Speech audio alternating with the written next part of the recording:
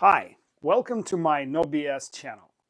These are the two drop bears that I recently tested, and some of my viewers asked me to go back and look at a couple more things, which I just did. Enjoy. This is partially disassembled Kizer Drop Bear that I used in my last video comparing it to the carbon fiber version. This one comes with these clear plastic scales.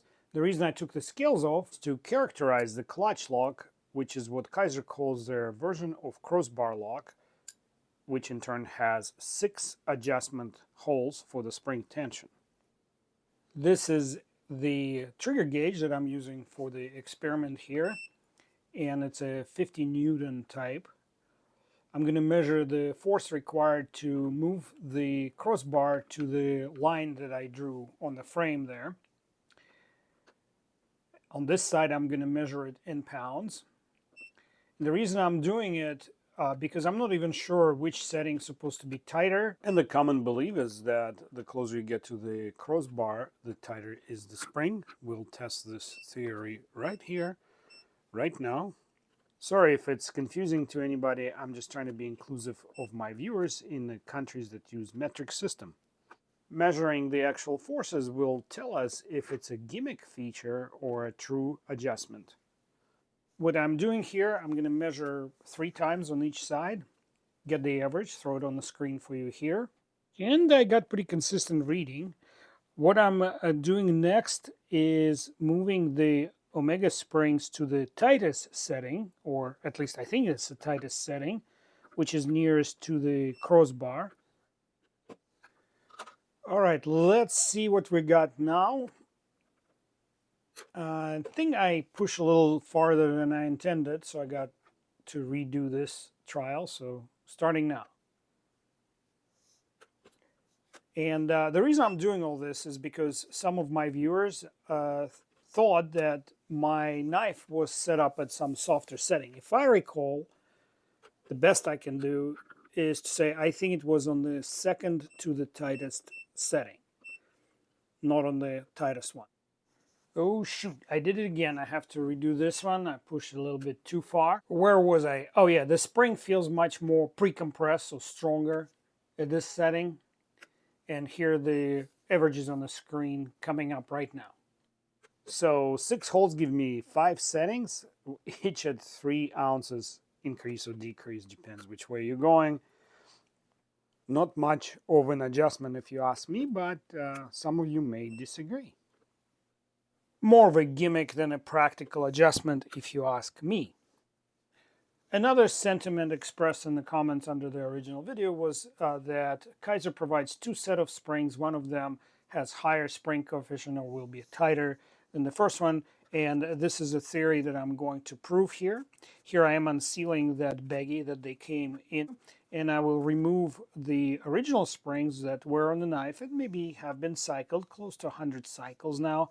I'm going to remove them off the knife and then I'm going to mark them up with the blue ink in order to distinguish which set is which. As you can see, the video is accelerated. Don't want to waste too much of your time. I'm doing one at a time, so I don't mix the 2 sets. And I'm trying to keep everything, on an up and up. And if you have more questions or points to make, let's discuss them in the comments.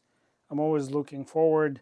I think those of you guys who are not reading the comments are missing out because I have some of the most intelligent, knowledgeable crowd in the hobby watching and commenting on my videos. And I'm back on what I know now for sure is the softest setting, the farthest from the crossbar. I appreciate you hitting a like about now and sharing the link with your social media circle. So I'm pretty sure the myth is busted. There's no tightest springs in the box. And the whole thing is a gimmick, a marketing ploy to imitate innovation and attract buyers by saying, see, we're different, we're better, we're striving for something. Where in reality, they're basically solving a problem that nobody really had. And as you can see, this spring set is basically the same as the originally installed one. But we will take it to the bitter end and set it on the tightest setting and measure it all over again. I do these very thorough tests because I think it's important to seek and find the truth about knives. This is a wild west of an industry. Anything goes. You get all kinds of information from companies and influencers. And I just trying to be a consumer advocate here a little bit and separate truth from BS. If you support this cause and would like to see more knives and maybe better testing equipment on my channel, please consider donating via Super Thanks. It's a button on your screen. These Super Thanks are very inspiring and humbling at the same time experience, and I appreciate every one of you who helps me that way. Thank you. As you can see, the springs are basically the same spring. They're just slight variation. There's less than 1 pound difference between the highest and the lowest settings on the spring. Here I left the springs at the highest setting, and now I'm going to check the deployment force.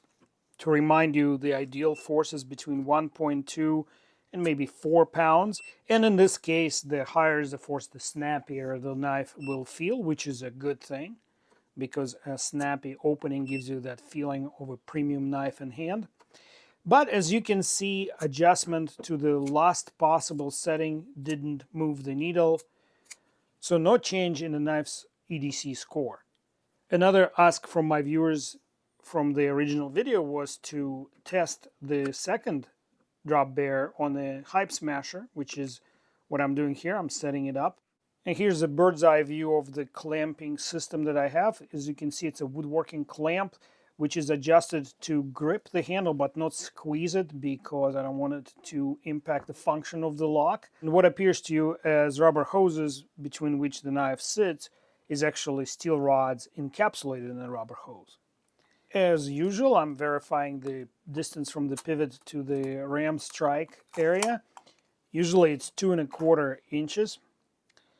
And now I'm verifying the lock function, making sure the lock is fully operational before I start the test. Some people notice that the knife sits deeper in the trough, and that's why I offset the rod drop by the same distance to keep that strike at 6 inches, give or take 1/4 inch.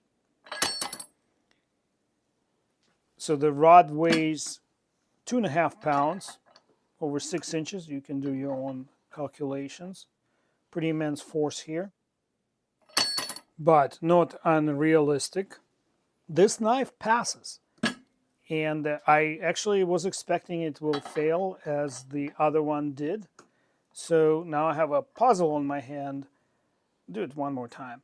I have a puzzle on my hand because I'm wondering what could make the difference. Let's try to figure that out. Here are the Drop Bears side by side, and I am going to measure the blade thickness. I didn't notice, guys, that they're different until one of my viewers pointed out. So this one has a thickness of 0.114 114,000ths of an inch, or 2.9 millimeters.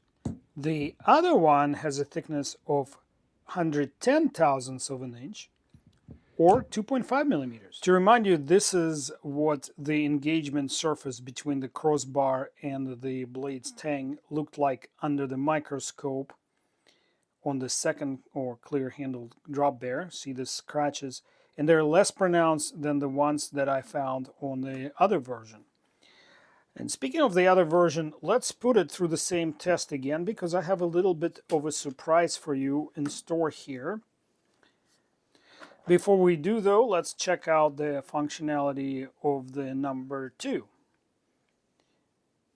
I don't have any play opening up, and the action remains basically the same as it was out of the box.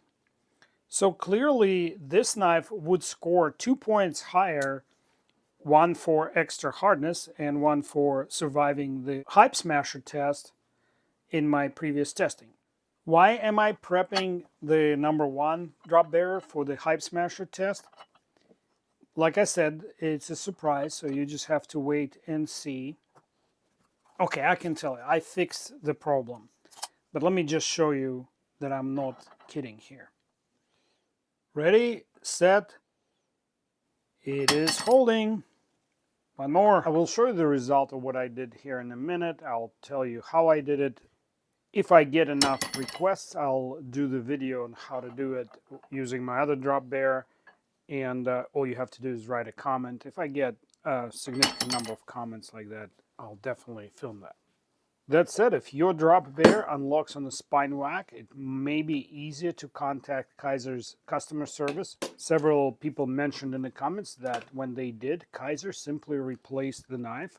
So maybe you should ask them before voiding the warranty applying my methods. And here's my big reveal. Let me pull the log bar back. See those artificial scratches? No, they're gone.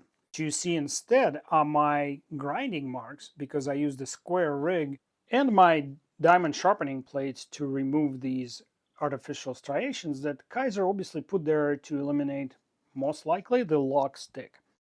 And you can clearly see the engagement line between the crossbar and the tang.